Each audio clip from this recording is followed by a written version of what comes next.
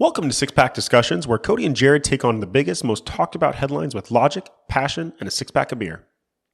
If you're listening, we challenge you to take an unbiased view of the world, because we know these conversations are complicated. So sit down, crack a beer, and welcome a new perspective.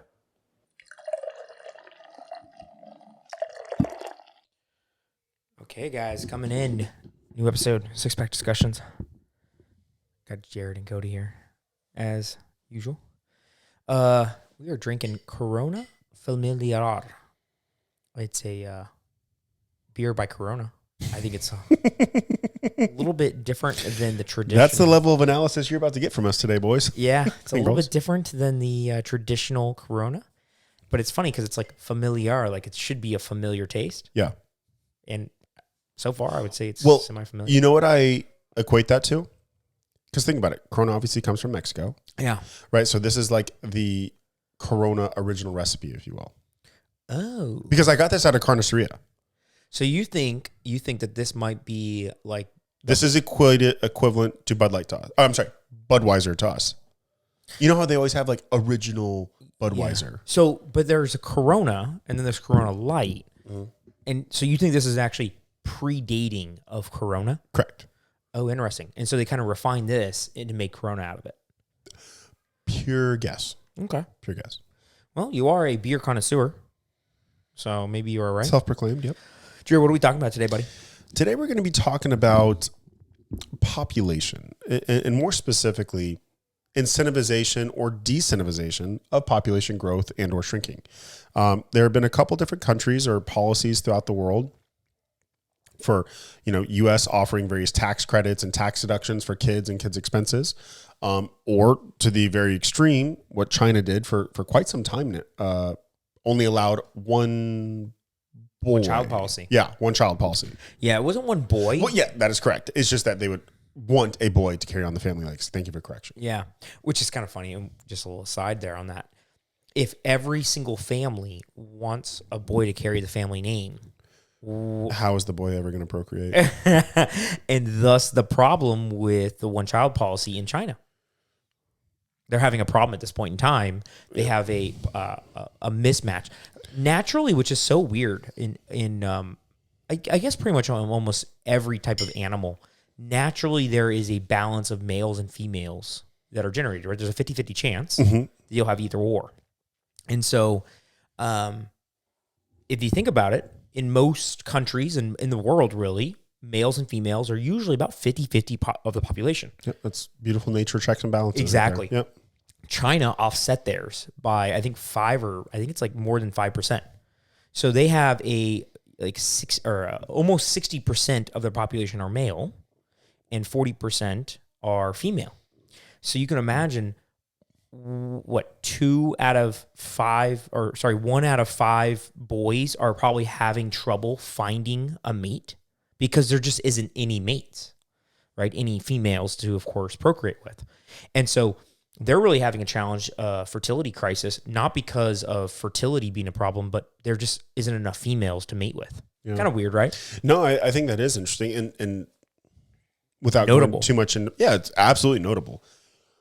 Excuse me. And without going too much into the opinion piece of it, I mean, that's kind of the dangers for incentivizing, decentivizing, or limiting kids, right? Yeah, I think when the government gets involved with population, incentivizing or de-incentivizing, what happens is you're kind of playing Mother Nature a little bit. That's exactly what you're doing. Right? You're kind of playing, like, Mother Nature has this figured out. How long has government's been around? Let's say a few thousand years. Sure. Right? The U.S. government's a few hundred years, right? Okay, how long has Mother Nature been around trying to figure out this whole population balancing act? They're the OG. Millions. Yeah. Hundreds of millions of years. It took that long for it to figure that out. So when all of a sudden a government says, oh yeah, we're smarter than the, thousands of years, the millions of years of mammals, of reptiles figuring this thing out, it seems that it doesn't bode well. So, one thing I want to ensure that we're staying centric on, and this is with all policies for that matter. Let me correct that. This is for all long-term policies, right? These initiatives by various states and companies, both public and private, to be go carbon neutral by 2050. Yeah. Right. That's kind of a buzzword. Whenever people make policy today that they don't ever have to be held accountable for and or force at the time of commitment, that bothers me. Did we talk? Okay, just as an aside here, because this is hard to kind of course, we do so many episodes. Did we talk about that in a recent episode, or was that maybe an off podcast episode? You know what? I was actually just talking to Brittany the other day. I actually think I need to stop being your friend outside of the podcast because I don't know what we talk about on air or off air. So what I was talking to either you or somebody else about it seems like there's so many government officials, especially governors lately, who have been making promises 10 years out. They're like, hey, carbon neutral, all cars will be electric or whatever it is, right? By 2035. Mm-hmm. And they're pretty much going like this. Good luck. And they're passing the baton and they're handing it off to the next guy and saying, figure it out. Because really they don't have to do much because they only are going to be in office for another 2 or 4 years. Mm-hmm. So maybe we had that conversation on a past episode or maybe we didn't, but that's hilarious that you brought that up because I was thinking that the whole time. I'm like,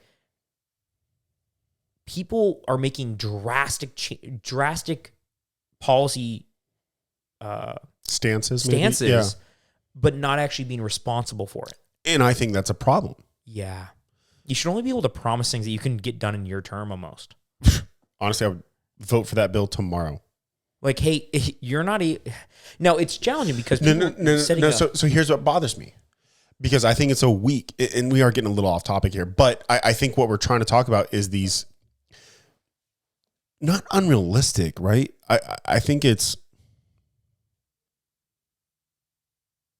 man, I apologize because I'm almost having a blank of a word, but what I'm trying to say is whenever you are saying that you're going to do something, but you're not the one that actually follows through with it, I just think that's limp, right? So what I think, rather than saying, California governor says they want to be carbon neutral by 2035. Nope. By the end of my term, I hope to be 20% less. 20% less. That's what would move the needle for me personally as a voter. 100%. No. Tell me what you're going to do. Because, hey, I love the initiative, but don't say all or nothing and don't say it after the time that you're long gone. Yeah, it's like, hey, I'm going to put this big audacious goal on here, but not be responsible. Like, okay, cool. Cool. It sounds good from a marketing standpoint. Oh, yeah, it sells. Oh my gosh. A sexy headline. But you know what? Instead of doing 100%, do 20%. It doesn't sound as good, but it's actually doable. Yes. And then and you are held accountable. Bingo. Did you do 20% at the end? If you didn't, I'm not voting for you. If you did, I'm voting for you. Yeah, if that's important to you. Yeah. Anyways, what I'm trying to say is, whenever you start incentivizing or decentivizing, these are 20-year lagging decisions. And that's why it's so difficult for me to have a stance on, right? Because you can make a case for economics, right? For it to just, hey, go like rabbits, guys. I'll give you all the money, right? That way we can just continue this Social Security thing. We did touch on that fairly extensively, I thought, right? Oh, yeah. But then you pull a China and you limit the kids. Okay, well now, think about that. That is a generational type shift. Whenever you start talking about 5 to 10%, guys, because then you limit the procreation like long term, and that's very weird about China because they're very intentional about all their infrastructure. They do decades in advance of infrastructure, right? So it's really interesting from a human standpoint. They didn't view that as infrastructure. Well, I think this is one of those things where even China, who thinks so well into the future, right? Their government is very controlling of their economy, very controlling of businesses. When you have absolute control of so many things, you're able to, kind of make fast changes, right? Well, it's what's easier to turn, a ship of one or a ship of 350 million? Exactly. And they have like one control, you could say, right? Like whatever they that want. was my analogy. Yeah. The government can kind of do whatever they want. And so in their regard, when they were probably creating this one child policy, 50 years ago, when they made that policy, they said, this is good for China because we're growing too fast. We have a food and famine issue. We don't want to have starvation occurring. So let's go ahead and do this to slow down our growth rate.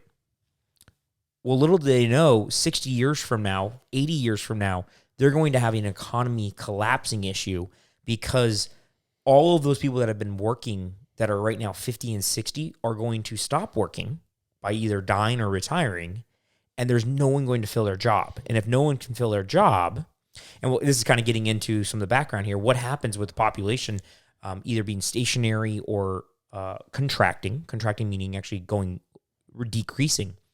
One of the things is, I mentioned this to Jared a while back, we kind of take it for granted that the economy grows every year. Mm-hmm. It's expected. So on average, the GDP in America, for everybody for reference, 3% per year. You can kind of throw a dart. In the last 20 years, you're going to hit about 3% on average.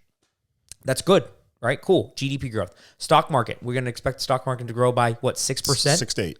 Cool. 6% conservatively every year.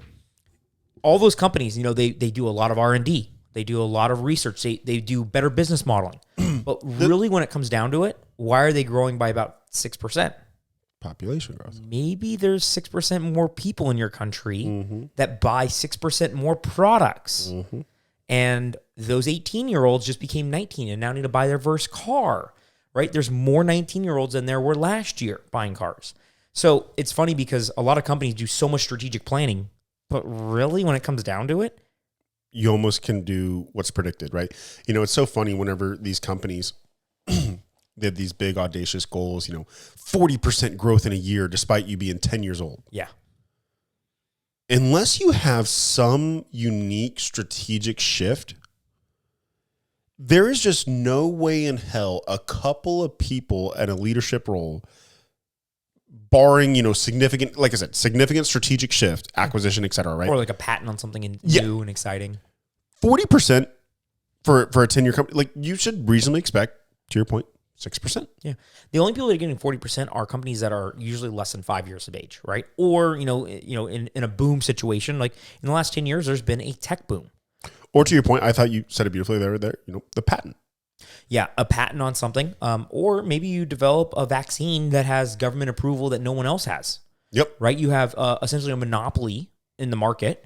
You work with a government official and say, hey guys, nobody else can compete with this vaccine or this drug or whatever it is.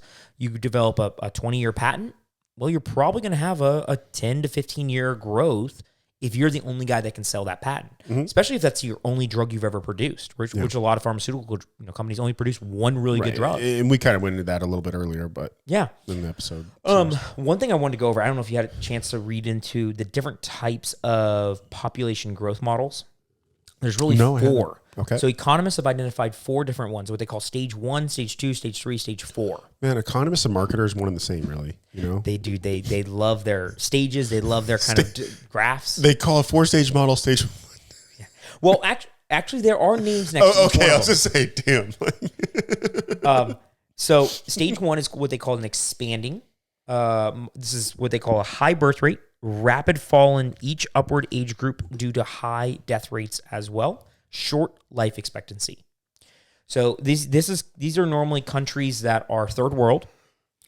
People are not living past the age of 50 in most most often. It's crazy. So give you an idea, the United Republic of Tanzania is going to be in this category. Most African, some South Asia countries, some Middle Eastern countries will fall into this category of Probably expanding. a couple South American. Probably a couple South Central American. America, probably. They're actually going to be the next category. I'll give you that one. But really, it's essentially, hey, a lot of kids are getting born. The bottom billion of the world. Bingo. The bottom billion. A lot of kids are getting born. There's a high mortality rate, but there's also just a lot of birth rate. Everybody is having babies. Very, very fast rate. Let me give you an idea here. So in the Republic of Tanzania, the life expectancy is 67 years of age. Okay, so that's higher than 50. I'll say, yeah, that is higher. Not that far off from America. But 67. Fertility rate is 5 children per woman. So very high. Wow. For reference, we're 1.8 in America. So almost 3 times, right? Let's see here. Median age is 17. So there's really the caveat. So even though the life expectancy is 67, the median age is 17. So you can see the cluster of people are really close to the bottom, right? If you were walking down the block right now in my neighborhood and you were to pick out any random person, the median age probably is closer to 40. right? If you imagine that. Okay. Average years of schooling, 7 in Tanzania. So that's one thing you'll find in those expanding economy or expanding population areas is that usually there's less schooling just in general. Access to improved water source. So this is essentially filtered water, only 50%. So third world countries, they're not going to have very much good water. So unfortunately that contributes to lower life expectancy because of course diseases. Let's see here. Child mortality rate, 54 out of 1,000. So that's pretty high. To give you an example, most first world countries are going to be below 10. So this is 5 times, 6 times as much. Contraceptive use, meaning access to like condoms, probably birth control of some sort. About 38% of the population has access. So that's how do they define has access? I'm guessing like has a store that is literally selling it within probably like walkable miles. Got it. Right, I would imagine. Okay, I would assume. I just didn't know if there was an actual definition. Hopefully, they don't mean free. You know, that's yeah. You but see? It could be. It could be. I would imagine in the Republic of Tanzania, you're not getting free contraceptive, but there's not stores everywhere like here. Like there's not Circle Walgreens K's. on every exactly right. Oh, you can even get them in a damn bathroom. That's what I was thinking. Like a Circle K, like you can buy condoms almost everywhere. I think. Yeah. Okay, so what's the next one? So economists have so stage 2. Stage 2, also called expanding. Really, really delineating here. I'm changing my career to being a marketing and a marketer and economist. The easiest job in the world. So here's the funny thing is it is different, but they call it expanding because it is still expanding greatly. High birth rate, fall and death rate as more living in the middle age. So you'll notice one key indicator, the median age rises because people have more access to just better goods, right? Better water supply, better food, things like that. Living slightly longer is one of the things. So this would be somewhere like you were actually going to talk about is South America or Central America. Peru is a good example of this. So their population pyramid is what you call it. You can see that it's not as, I don't know if you want to look at that there, but it's not as... And I'm sorry, what was the X and Y axis in that part of that? Age and percentage of population. So like the amount of population. So the first stage is very bottom heavy. This is going to be more of like a pyramid, the next stage. Yep. Here you have 75 years is the life expectancy. And what's probably desired, that stage 4, is probably a flat line. Desired? Yeah. I would actually say desired is like a pyramid. So think of like an equilateral. This is an equilateral. I would say like a equilateral to almost a slight rectangle mix with a triangle is desired. You almost always want an expanding population. We'll get to why. Okay. Maybe not actually, because based on this episode, we're talking about, is it better to have overpopulation or is it better to start structuring it so that we're decreasing in population, right? So I don't know what's actually better, but from my, I guess, opinion, I think it's better to have a little bit more young people than old people. I'm not going to go through every one of these again, but really the main differences here, median age goes up to 28. So that's significant, right? 10 or 11 years difference from the last category. Women are having 2.4 children. Okay, so a positive growth rate. Still positive growth rate, but half as much as a kind of first or third world country that's having almost 5 children per woman. Water source is 90% healthy. Child mortality rate is 24 per 1,000, so about half. Contraceptive use, 75% access. So definitely what we kind of, I would say is moving in the positive direction in our sense in most cases. Okay, let me get to the last 2. I'll go through these quickly. The next one is stationary. Declining birth rate, low death rate, more people living to very old ages. This is where we kind of are as America. We have a kind of 1-for-1 birth rate. 1.8. 1.8, yeah. Yeah, so really one for one, meaning a male and a female, right? Make a baby. They're probably going to make 1.8. It kind of replaces who they are. It's not perfect, of course, but it's pretty dang close. In America, we have the, I think I've mentioned this in the past, obviously, kind of the winning situation of immigrants replacing the 0.2 for us, if not more. The last one is contracting. And this is where I get a little nervous. It's a low birth rate, low death rate, high dependency ratio, longer life expectancy. High dependency ratio. What does that mean? Assuming dependent on the government. No. Oh. The old are extremely fragile because they're living so long that they have to depend now on younger demographic to assist. Assisted living, things like that. So we have some of these indicators in America, right? We live in Arizona, one of the highest retiree states. Arizona, Florida, yeah. How many assisted living places do you see around here? You can't shake a stick without finding some type of medical care. Exactly. For people that are, 80 plus, 90 plus, that really can't live on their own anymore. And that's what they mean is dependency ratio. So this is a place like Norway. Norway is a good example here. The average life expectancy here is 82. Fertility rate is 1.8 per woman. Median age is 39. Access to improved water, 100%. Mortality rate for children is 2 out of 1,000. Contraceptive use is extremely high at 88%. So really in this case, you look at Norway and they have less people being born. Really you look at the age groups here. From 1 to 24, there are less part of the population is between that group than in the median or in the middle group. So you start seeing an inverted pyramid now appear. And that's why there's dependency, because you have so many people on the top, they can't take care of themselves. What happens though, if there's not a 1-for-1, there's literally not children to take care of the old people. Kind of interesting situation. Horrible, yeah. Okay, so that was a lot there, guys. Hopefully that was helpful. Giving you different examples. No, I think so. Yeah. Before we actually go into start transitioning as far as, what's good, what's bad, pros, cons, etc., you want to get at this beer? Let's do it. So as Cody introduced earlier in the episode, this is the Corona Familiar. Shout out 7th grade Spanish. This is, honestly, this looks straight out of Mexico. I mean, there is literally 0 words in English. Actually, brewed and bottled by. Every other word is Spanish, I feel like, right? Yeah. So, I mean, it looks, honestly, like I said, I've never seen this before. Cody, I think, has had it one time, you said, prior to us recording. But anyways, this is my interpretation of what, that OG Corona taste is.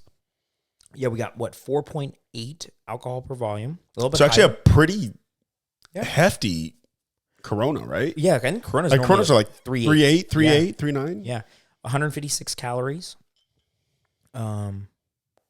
Protein. Nice, yeah. Nice little protein shake. It's got a brown bottle, so probably good for sunlight and stuff. All right, so taste. I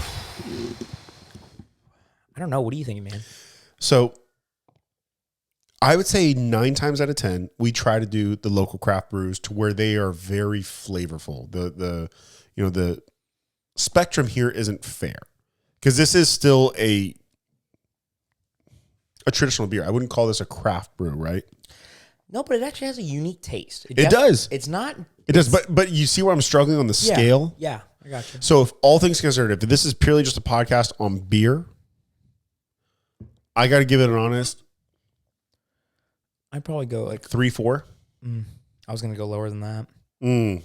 I like it. I like it too. I like it better than Corona and Corona Light. Really? I think this is really tasty, actually. Yeah, I would go an honest 3-4. Man, you're convincing me differently, but I'm going to go 3-0. Okay. That's where I was So still going. respectable beer for Yeah, I you. was just saying it's Middle of the road for you? Average beer, nothing special. So just out of curiosity, all things considered, you see, because your beer choice is barring you be at like a bar or restaurant or anything like that. Let's say you're just hanging out with your buddies on a backyard. In the cooler, you see this, and you see a Michelob Ultra. What are you grabbing? Michelob Ultra. Yeah, still? Yeah. Yeah. For a taste or effect? Because 4.8 can catch up to you quick. Yeah. I think, so where I've put myself with the Michelob Ultra, right, is essentially I know exactly how much alcohol it has and the effect on me on, like the water ratio, calorie ratio, and all of that. Because that's just been my beer of choice for now probably 5-6 years. Oh, I thought it was longer. Maybe long, yeah. But let's just say it's been 8 years. Unless I'm having just 3 or 4 beers, for the entire day.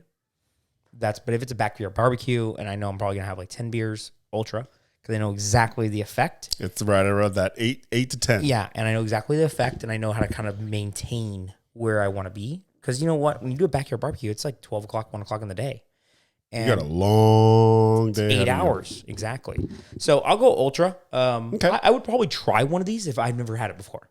Okay. Right? I always like to try different beers. So you'd cooler. recommend this? Yeah. Because we've had a couple stinkers on this show. I mean, we've had some 1s and 2s. Hell, we've had beers that we couldn't even finish. 100%. I would try. Yeah, I would try this. 100%. Right. So, first and foremost, I don't think we did a good job. Can I ask you, and I apologize for just, throwing this out of left field because I didn't prep you for this question. How did this land on our topic of conversation today? What did you read? I don't think I'd put this on there.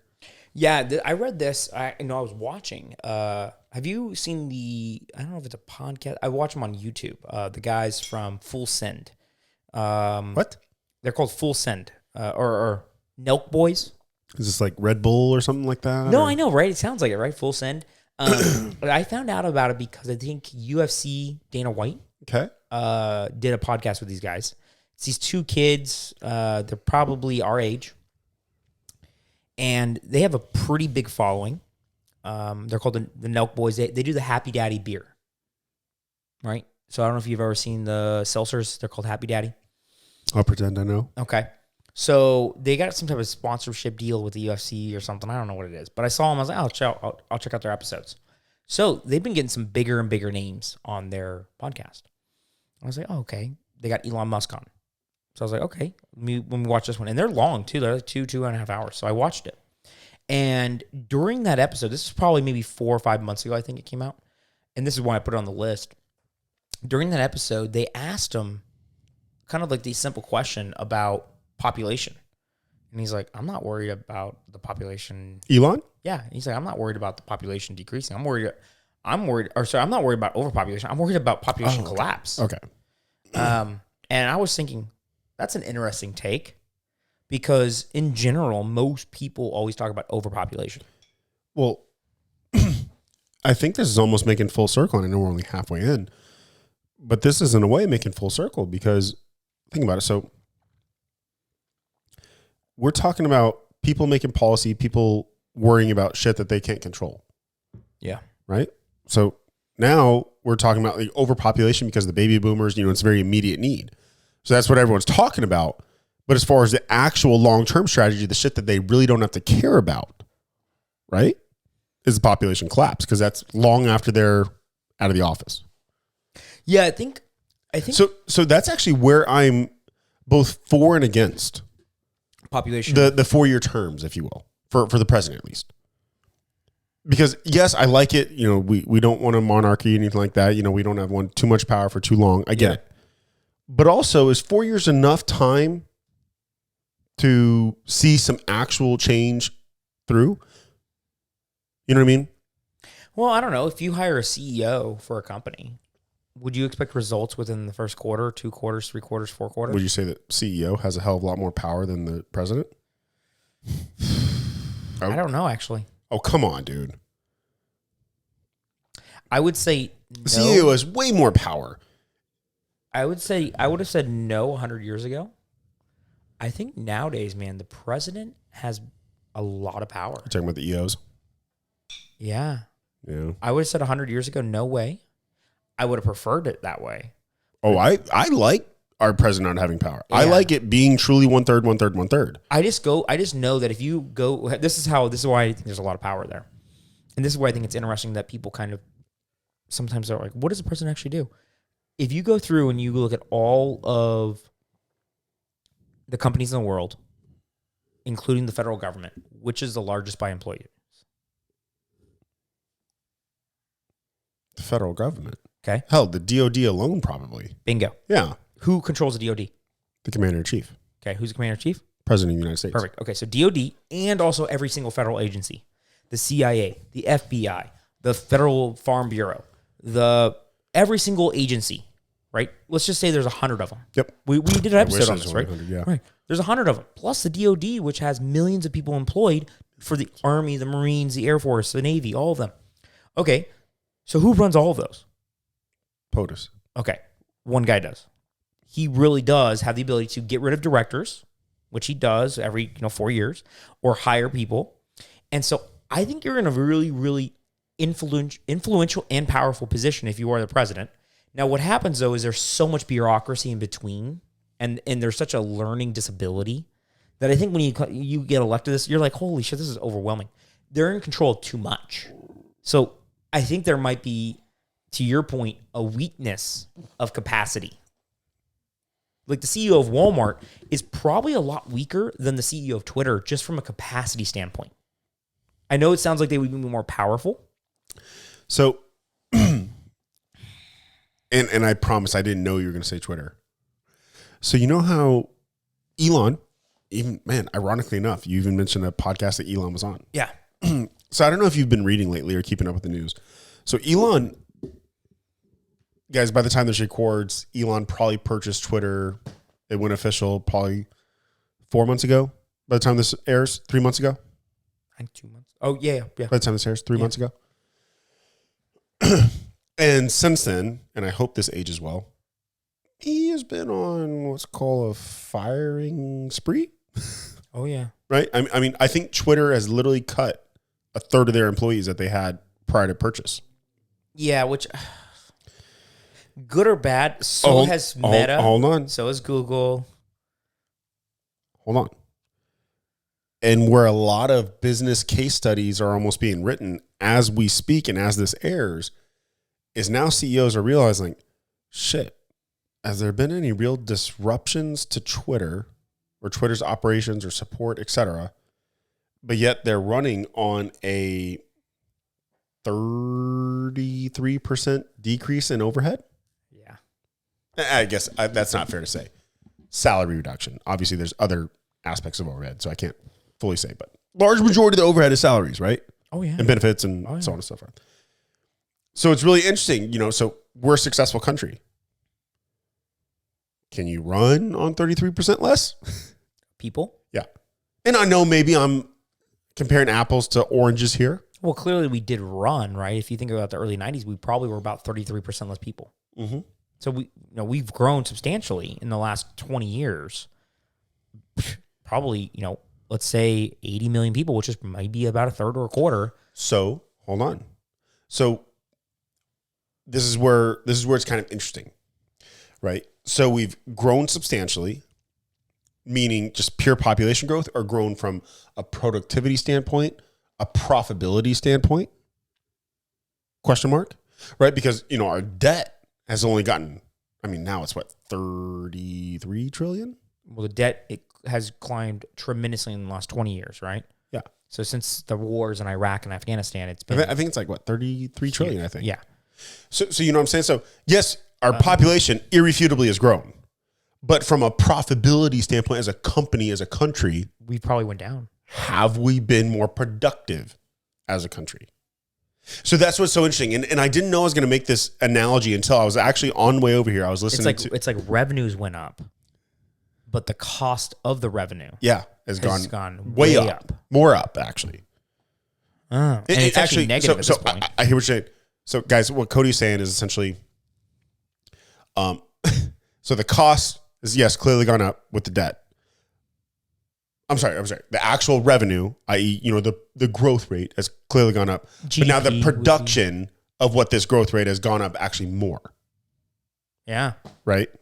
And so, and this is funny because there's been a lot of reports in the last couple of quarter, I think the last quarter or two, that the U.S. productivity per worker has went down, which has never occurred since being tracked for 100 years. So for 100 years or whatever, I think it's like 90-something years, they've been tracking productivity per worker, like how much output does an American worker put out? Yep. It has went up every single year, right? Think about this. Revolutions in science, revolutions in engineering, new types of way, imagine an Excel spreadsheet versus a calculator. Way better to use. What happened in the last 2 years for there to be now effects that are putting people now being less productive? Maybe that's an episode on itself, but we are now at the very first point where individuals are actually less productive than they were 3 years ago. Mm-hmm. The same person or new people entering the workforce for whatever reason.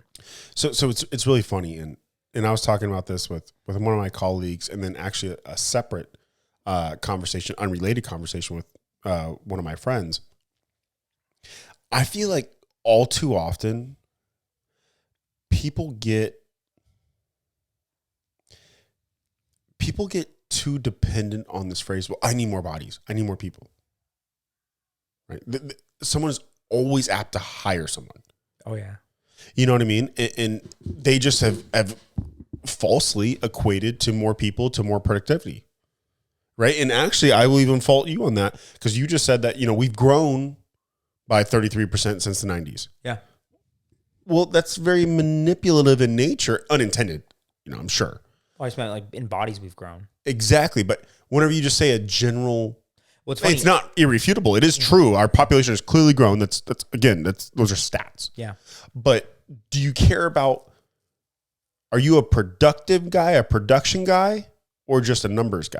Right? Because just the numbers, they've grown, but do you care about the productivity of those numbers? Well, I think population is different than a business, right? Because do you expect productivity out of a 3-year-old? Nope. Okay. Well, 20 years ago. Do you expect productivity of a 3-day-old employee? No, but I think the ramp up period for an employee is much higher than a ramp up person from a productivity. Honestly, I've known Lillian for a few years now. I'm not impressed. She's really not contributing to the GDP yet. You're looking at what probably most Americans are not actually contributing to the U.S. economy and for 23 years. Most Americans are not contributing to the U.S. economy for 23 years. With their own. I was going to say they're consuming a lot. Okay. Yeah. Now I see what you're saying. Okay. Yeah. So, yeah, of course they're buying stuff. They're buying college. They're buying school. They're employed. Jared's got to go to pee. Okay, guys, we are back. We had to take a little bit of a pee break. Jared broke it. So, here's the problem, guys. So, admittedly, this is the holidays, right? So, we were doing a little research prior to us recording, and we may or may not have pre-gamed. Oh, we had a beer. We did. So, really, my max is 3 beers. And I could have had this been my third beer that I was finishing. Okay, I see what you're saying. I'd have been good. But all of a sudden, I'm turning that bottle upside down. I'm like, shit, I have another beer to go, and that's another 15 minutes. Yeah. I was like, I'll soil myself. Not a good look. Now that we're doing it on camera, so I could do that when it was just audio only. I don't exactly know what we were talking about before we broke off, but I have a good little. Let's hear it. Maybe in betweener here before we start talking about opinions. So I wanted to go over a couple things.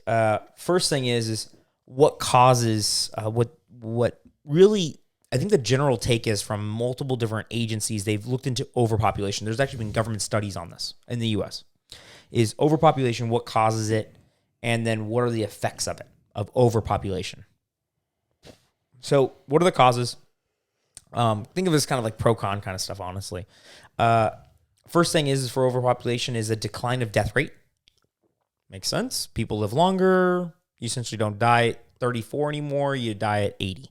That's going to make things overpopulate. Longer death rate, higher death rate, lower death rate is clearly going to result. You can go. Agricultural advancements. Makes sense, right? You're able to get more food out of each unit of acre or each. Well, that's almost in a podcast in itself. And I think we touched on it with the organic, non-organic. Oh, we gotta go way harder than that then, because we barely touched. But what I'm talking about is whenever you're talking about genetically modified ingredients, 100%. et cetera. So I think that's well, you can, let's say you just become better at, generating I'm all about efficiency, but with artificial efficiency. Still efficiency, right? Long or short term? Are we talking long or short term? It's like, hey, if you look at the record books for home runs. Are we talking about juiced balls in Yankee Stadium, or are we talking about normal MLB balls? Exactly, right? How many record books are we going to keep? Have you actually seen some of that? The juiced balls? So, guys, way unrelated, but I just came across this article the other day. There's like this study being done right now. All-Star Game and Yankee Stadium balls are different than every other MLB stadium. What? Yes. Look it up. Juiced balls. Yankee Stadium and All-Star Game. Why Yankee? Well, everyone wants to go to a Yankee game. They actually have a ball that goes a little further? All I know is it came up like about 3 or 4 weeks ago now. Came across an article, and they're doing a study as we speak because someone made some comment that they caught a ball in Yankee Stadium and they caught a ball in another stadium, and they're like, these are different. And then all of a sudden, They cut them open. And then someone started talking about the All-Star game balls too. And think about it. Yankee games clearly have the higher rating, so they want to see more home runs. It's fun. All-Star game clearly. So shit. Okay. That's weird, huh? Crazy, yeah. Weird, huh? So better medical facilities. I like how some of these are like kind of like that's really, no shit. You're gonna fault a country for investing in their medical facilities so that they can You take care of the sick? What? more hands to overcome poverty. So kind of weird, but the more people you have working on farms, the more productive you can be, right? So in the early U.S., you can imagine a lot of farmers had a lot of children to become more productive. This is weird. I don't know why this is in this category, but it is. Causes of overpopulation is child labor. Causes of overpopulation is child labor. Well, let's think about that. So I know why. Child I just labor. want you walk through it. Yeah, child labor means that the elderly are no longer working as hard. So therefore, they're able to kind of relax and restore a little bit more. Right? Yeah. That's my logic. Their logic is that people are having children to perform labor at zero or reduced cost, thus creating an overpopulation problem in that area. So if you look at some countries that have high population rates, there's usually high child labor rates as well. And so what they're saying is that people are having children just to perform labor to extract value out of them. Little business of their own. 150 million children are still performing laborers type jobs as a child. 150 million, that's pretty significant. Yeah, no shit. Now, it's weird. We should actually do a child labor episode. Let's add that to the list. I'll do that right now. Yeah, because I don't know how I feel about it. Like, what is, because we had an age episode, like how young is child labor? Is 12 all right? 15 all right? Okay. Let's see. Tech advancement in fertility treatment. Of course, that makes sense, right? If you're in a first world country and you have access to fertility treatment and you can't have a child, Yep. Now you can have 2 or 3 children, and guess what? You're going to be causing overpopulation. Immigration. That makes sense. People immigrate to a certain area. Lack of family planning. Imagine that. We looked at the different types of pyramids, and areas that had less contraceptive use had higher population or higher children. Lack of family planning is Poor contraceptive use. That's number 9. Okay, so those are the causes of overpopulation, according to a couple of different websites that I was reading. none of those were like, oh no shit. Exactly. You know, the weird one was actually child labor. I thought that was kind of odd. Like that's probably the one that that's noteworthy from a conversation. Everything else is like, yeah. Duh. Okay, so what are the fatal effects as stated by a couple of notable news websites? So essentially, they are stating that overpopulation will cause these things, and it will lead to the worst of worst cases. Depletion of natural resources. Makes sense, right? More people, we use more things. All of a sudden, we don't have any more wood. We don't have any more paper. We don't have any more whatever it is. Degrading of the environment around us, 100%. It's kind of similar. Conflicts and wars, right? Because when you are running out of resources, what do you need to do? You need to find resources, so you fight for them. I think this is interesting because we really have we've been going through a very, what I would call peacekeeping time. I don't think we're in a general wartime. We as in America? No, the world in general has been more peaceful probably in the last 100 years than it was in the 1,000-year prior. Think about it, man. In the last 100 years, there have been 2 world wars? Okay, since the World War II. Okay. So, sorry, 80 years. Okay. I think in general, you can probably say, like, there's just not as many, like, tribal warfare going on. There's just not as many countries going at war. It's like disputes, conflicts, maybe war, but it's not like, there's not raids on the village next door to you anymore. There's not raiding and pillaging and all that nonsense going on anymore. So anyways, conflicts would go up because if you have more people, and you run out of corn or you run out of wood or you run out, guess where I'm going for it? Next door. If we ran out of wood here in the United States, where are we going? Canada. Yeah, they forest for days. Exactly. We're going to Canada. Canada, you either become part of us or we're going to take you. Like that's pick one, Justin. That's how it would work, right? It's very kind of black and white when you run out of something. Yep. High cost of living. If you look at where the highest cost of living is in America, where is it? San Francisco, New York City. And what does high cost of living result in? Homelessness. Yeah. What does homelessness result in? Obviously, desperation. Death. Yeah. Yeah. But high cost of living is really a result from overpopulation, if you think about it, right? Because when your area gets really populated. Supply and demand curve. Exactly. Right? Exactly. A lot of people, I'm going to charge more. So actually, I'm curious to see the net gain and or loss of that because, like I just referenced, high cost of living means higher homeless population. Higher homeless population obviously means earlier death. Yeah, but so I don't think we're in a spot where if you're in San Francisco and you become homeless because it's high cost of living, this is like episode 3. I think we did the homeless. I don't believe most homeless people are homeless due to the cost of living, but are due to life choices or mental illness. I think most homeless is mental illness or drug use. Yep. That puts them on the street. Yep. It's not due to the housing being, high rent. Yeah. I right? Yeah. A couple more here. Pandemics. So we're gonna have more pandemics, guys. Believe it or not, there's a reason that ancient Rome and ancient Greek, all these places, they had more diseases. The bubonic plague. Literally, population's eradicated, guys. Due to population densities in small cities. When you get a lot of people, diseases can spread very fast, right? This is why New York City shut down. Los Angeles shut down during the recent COVID. Malnutrition. Well, upon other reasons, yeah. Yeah, malnutrition. So kind of weird.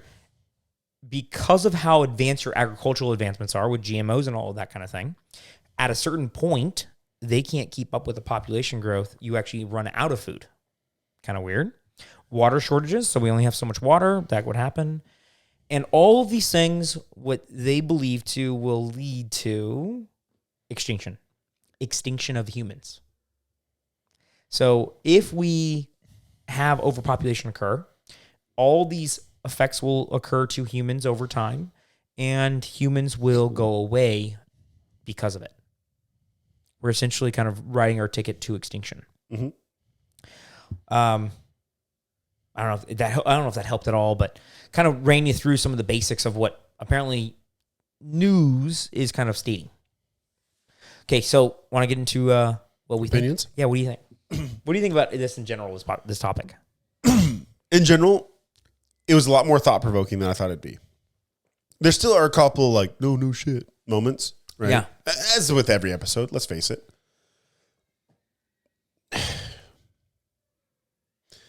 But here's where I'm also at.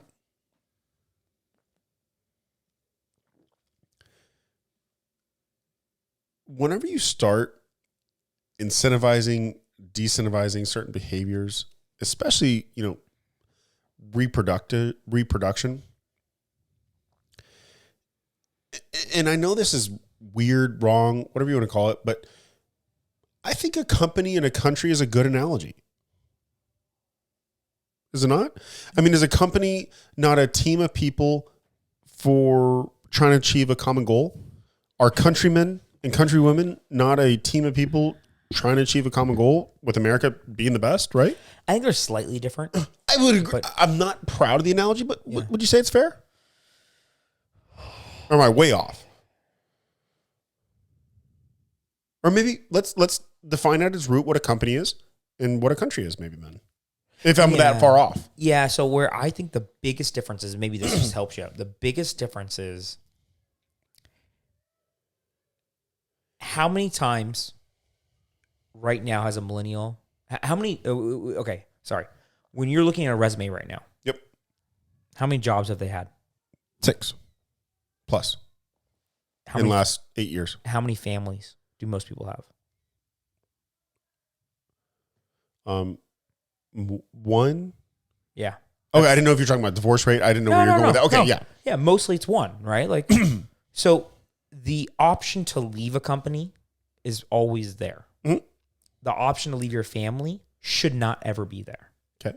So I think that's the main difference is that family, and this is something that, family's there forever, right? This is something that is kind of grounded in most people's mind. Family's there. You got to deal with them or not. Whether you like them or not, they're there, right? So you got your parents, grandparents, your kids. You're there. You're glued together. You figure it out. Companies, if you just get sick of it, you're gone. So I think that's one thing that's very different from a family and company thing. And so a country, we all kind of are on this ship together. You're right. There is the ability to leave, but it's probably similar to a family than a company. I think companies are essentially, they have they're like a separate little country inside of your country. How about that? They're similar. They have similar factors, but their own set of rules almost. That was what I was kind of thinking is so much different. But one of the biggest contributors to overpopulation is immigration, right? Mm-hmm. So everyone wants to leave their company to go to your company, right? That's why we're experiencing massive layoffs. The lack of growth in companies, if you will, right? They expanded too fast, too much. Yeah, I don't know if it's everybody wants to go there or those people are offering better deals. We've projected, 5 million in the last 2 years of immigrants, illegal. Oh, you're talking about in the United States? Yeah. So that's what I'm saying. So clearly our country is pretty good and people just want to go to better companies. Yeah, 100%. Right? Yeah. So like I said, I'm not proud of the analogy. I don't think it's one for one, but I think it's reasonable. No, it stands. And I think the problem is that we've just grown accustomed to not really looking at the right metric, right? We've grown accustomed to the stock market, to various private and public companies as far as the population growth, to where we're not really taking into account the productivity of the people that are coming in. And I'll take that step further to actually give my opinion on this, guys. So essentially what I'm saying is I think we're looking at the wrong metric. I'm not saying that we need to make any type of policy. I don't think the government should ever dictate number of kids, anything. I don't think that's an important metric that we need to measure personally. I don't give a shit, actually. I care about the productivity of the population, not the population itself. Okay, so you're saying, just to summarize here, because I'll be honest, I'm a little lost. So you're saying that let's say we have a country of 100 people. Yep. And each one of them produce 2 widgets. Okay. So I have 200 widgets. 200 widgets. So you have a 2-for-1 productivity. Love it. Okay. That's good. And I have 300 people, and I'm still providing or producing 200 widgets. I have a problem. Okay. Because we're not talking about the productivity then. Mm-hmm. That's where I think you have a problem, is whenever the productivity isn't optimized. Yeah. I think I get where you're coming from.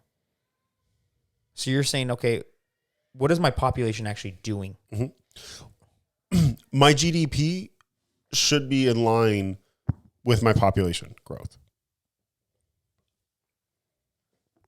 And GDP, so is the amount of shit you produce. Yeah, and and actually GDP per capita is exactly what you're referencing, I think. Yes. Is that growing? It should be perfectly linear with my population growth. If it isn't, if it's flatlining or if it's decreasing, we got a huge problem, I think. So you're looking at GDP per capita, like, okay. And I think America in general has always been increasing GDP per capita. Now, do you think your GDP can grow in a declining population?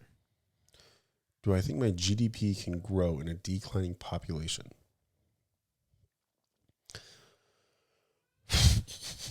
So real quick, my 100 people. Yep. They sell to 100 people, right? They're all 25-year-old people that all sell to each other. So I have 100 people that sell to 100 people. Mm-hmm. They all sell 2 widgets to these 100 people, so they all sell 200 goods. All of a sudden, I now have 80 people that can buy from me.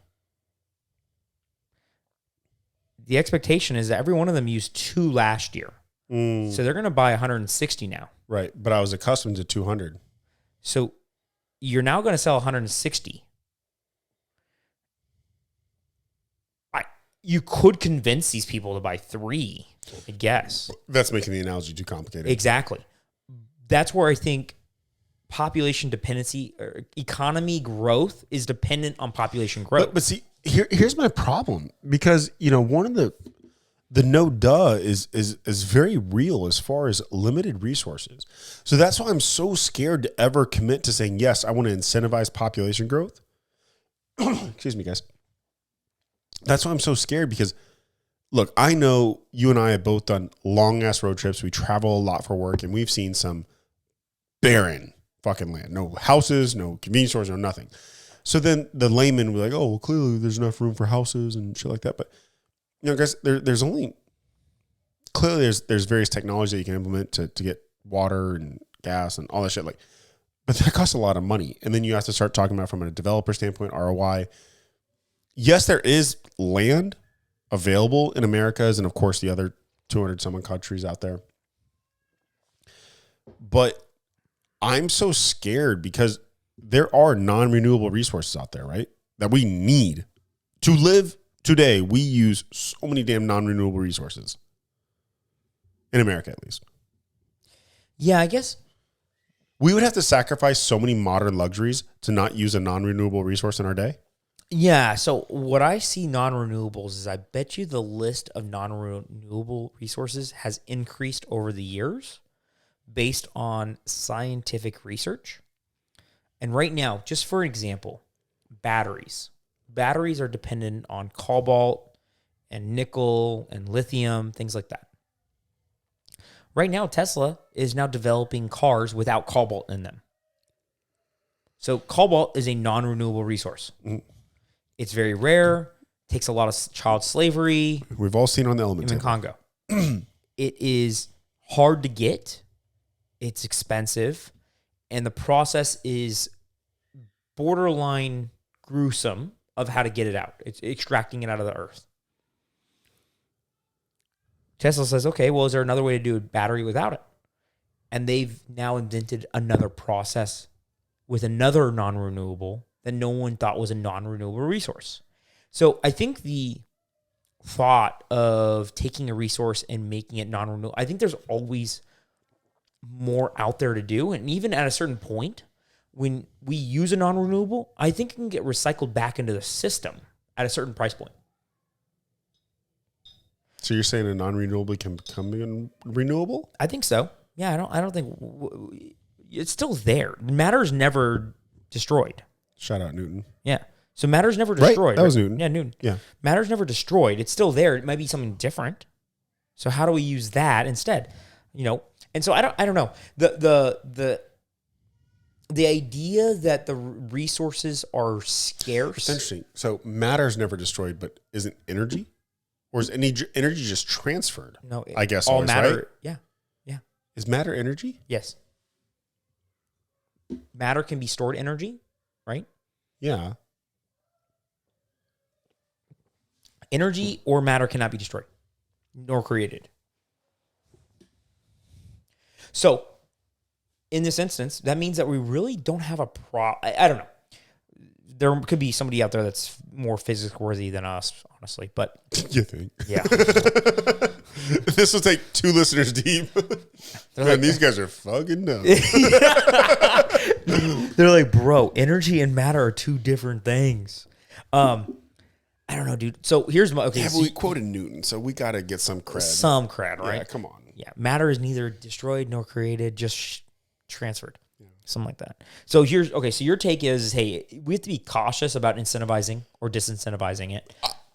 Not cautious. Or just not hands do it. off. Hands off entirely. I'm king for a day. That is so far down on my priority list and stuff I will make policy on.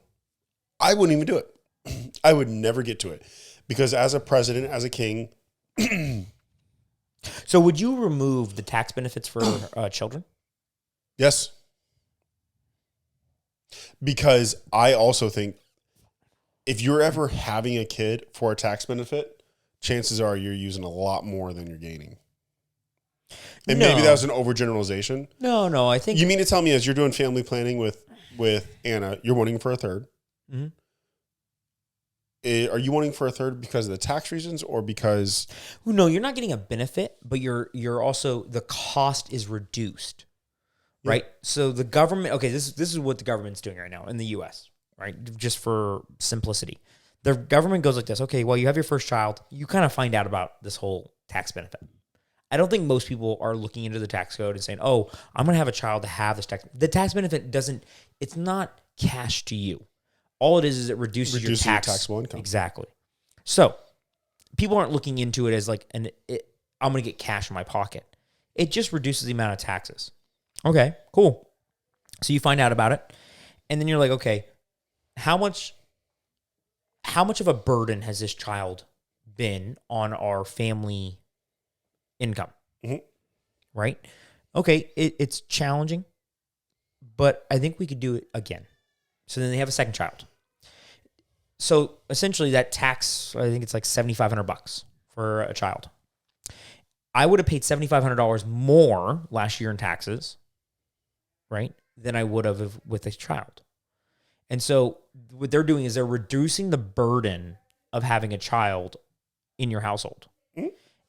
Because they say, hey, we kind of want families. We want children. The last thing we want is there to be, an inverted triangle from our population curve and have no children. We don't want to be in a Chinese situation. We don't want to be in a Japan situation. Japan right now is freaking out because they are every single year having less children than their older people are.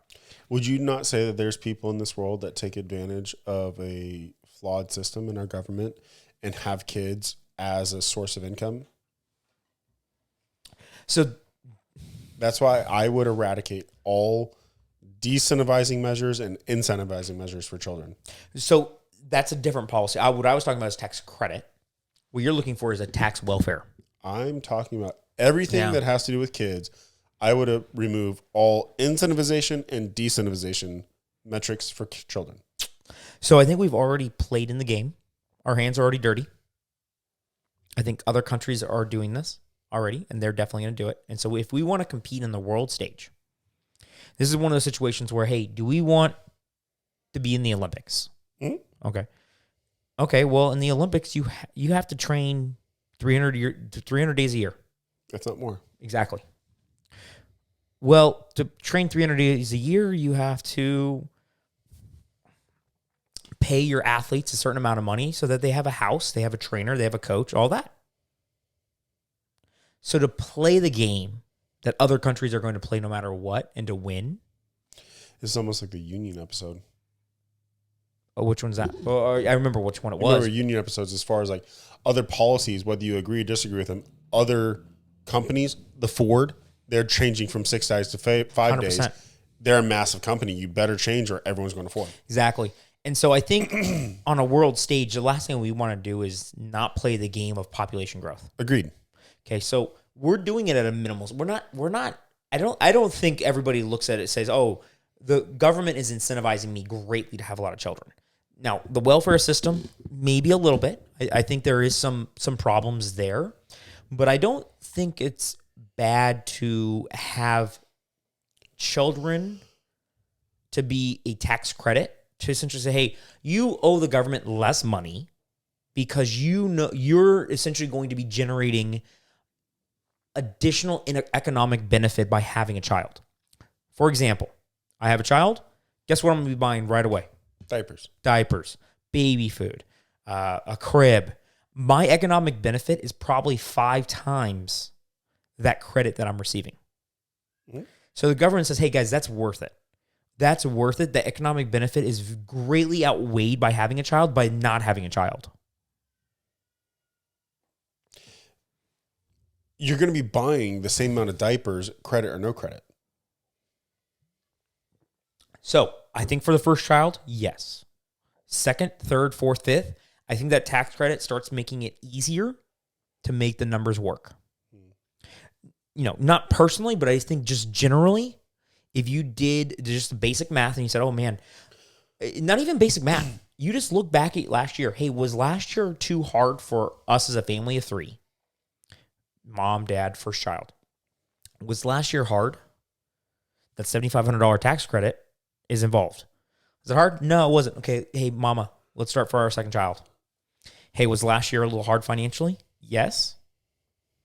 Almost 10K, we're going to additional credit card debt. Then don't have another fucking child. Exactly. What I think happens is you do have another child. The overall benefit of the economy is good. And I'm just not, I guess I'm not pro-tax, and I think the taxes are already too high. So I think the tax credit just incentivizes. Maybe it should just be lower in general, and then you wouldn't be, because people pay a lot of taxes. All right, so you're dancing around it. Yeah. So we're coming to the end. I'm for it. I'm for abolishing. Yeah. All pros, all cons. From a monetary standpoint, I don't think the government should touch incentivizing or decentivizing reproductive. No, I think they definitely should. Okay. So you agree in incentivizing children. I'm sorry, people that have children. To have children. Yeah. Yeah, I think you should incentivize children. I just think the wrong people are having children if you're looking at it from a monetary standpoint. So therefore, I want to remove that incentive. So, sorry, time here, buddy. I don't know for a fact, but I bet you the median income in Japan is pretty high. Okay. So almost all of those families can't have children. They have enough money to have children. But they have disincentivized having children over the last 50 years. And now they're having a population problem. Their economy is going to bust. It's already busting. So I think it should be easier to have children than not. Almost. I want to remove some of the barriers, because the greater good is better because of it. That's where I'm trying to get to. I don't know how to get there, but so maybe I'm overgeneralizing, but in my head, whether I'm right or wrong, in my head, whenever you are dependent on the government in order to have that next child, if that 7,500, 5,000, whatever the case may be for a tax credit is actually going to move the needle, you're making the person, the family, that much more dependent on the government. And I love the success stories. I love the feel-good stories. But whenever a child is learning that behavior, like, oh, daddy government is going to take care of me for the rest of my life, I think it's a greater burden than a greater incentive for the country overall. So I don't see it as a dependency on the government. I see the government is dependent on me. I'm the one paying the taxes. If I paid zero taxes, I would have 10 kids. The taxes are the reason that some families aren't having more children. Right? Because a tax credit is $7,500 that I'm not going to pay you. Yep. I'm not receiving funds from somebody else. No, you're receiving 20% of that $7,500 back, basically, as cash back to you. No cash back. Do you hear what I'm saying? If your effective tax rate is 20%, yeah, and you're no longer paying 20% on that $7,500, you're getting the $3,000 back. Right? No. So it's very different. Yes. If I'm lowering your tax bill by $7,500 and your effective tax rate is 20%, I see the you math are essentially you're doing. getting $2,000 or $3,000 back. Okay. Or fine. Right now, let's say the government gets or $1,500 back. I'm sorry, $100. Yeah. $100. Everybody gives them $1. Okay. Daddy government gets $100 a year. Hey, thanks, sugar daddy. Everybody pays them $1. Love it.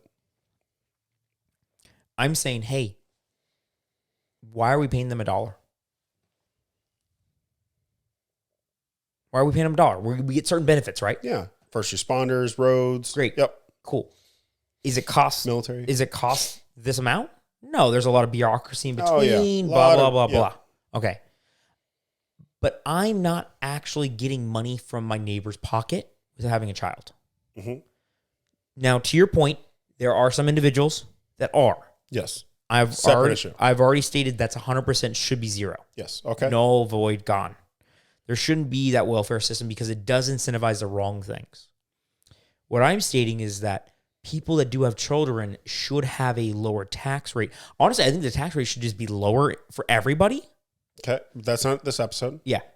But I'm saying that in general, I would prioritize people that have children to have a lower tax rate. If we can't lower it for everybody, those would be the first people that I would lower it for, because I want them to generate children, to generate additional tax base for the government to be able to lower it even further. Because when I have a child, they're going to pay taxes. They're going to consume. So they're going to be the most valuable to the entire country in the long term. Let's say a person, a single individual that pays taxes, not married, no children. Mm-hmm. Their long-term value to the country is their lifespan. Yep. The person that has children, their long-term lifespan, infinite. The value to the country is infinitely larger by having children. So why wouldn't I incentivize it? That's your point. You see that? I'll concede. Okay. I'll concede. I'm not trying to give them money. I'm trying to make it more likely to happen. I get it. I hear what you're saying. Okay. I'll concede. Hopefully not because of time. No, it's not because of time. Because okay. I was wrong in my thought process. You are right. I was maybe mixing a couple different policies from, a welfare standpoint versus, tax credit. There are elements of similarities. Yeah. Right? One, you're actually getting money every month. One, you're just paying less money in. Kind of six in one hand, half a dozen in the other, but not really. And you illustrated that beautifully. But where you really got me is the value. Was this infinite game, right? So me, let's say I make, $75,000 a year. I'm going to pay an effective tax rate of probably 15, 18%. I get hit by a bus tomorrow. You're done. You get hit by a bus tomorrow. You're making $75,000 a year this year. We're about to all pull our W-2s. You have two offspring. We're in that same bus. We're in the same car that gets hit by the bus. The Willis name will generate more fat. Exactly. Yes. Joneses will no longer pay tax, minus Brittany, of course. But I've already made it very clear, if I die, she marries a Hunter. So shit, that will die. To where you, Maverick and Lillian, got it. Bingo. That was the point that you used to convince me, because it's an investment from the government.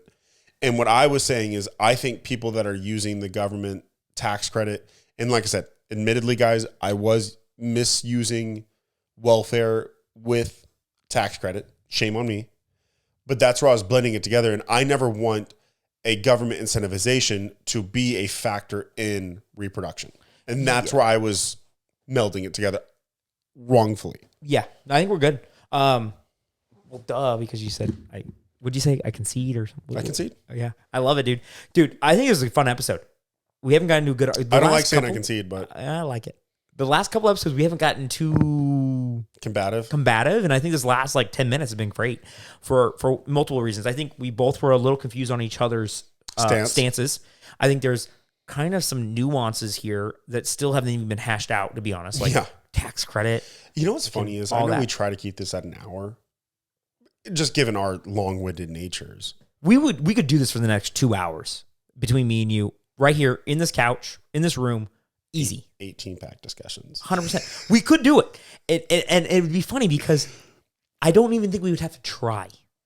We would naturally do it. And the funny thing is, our wives are literally blown away with how often and how much we can talk. And the funny thing, and here's the weird thing. Whether I say I concede or you can say I concede, I'm like, well, I haven't convinced him hard enough yet. He didn't say it fast enough for me. Yeah, I kind of. There was a little doubt in that concession. Yes. I don't know if he heard me clearly enough.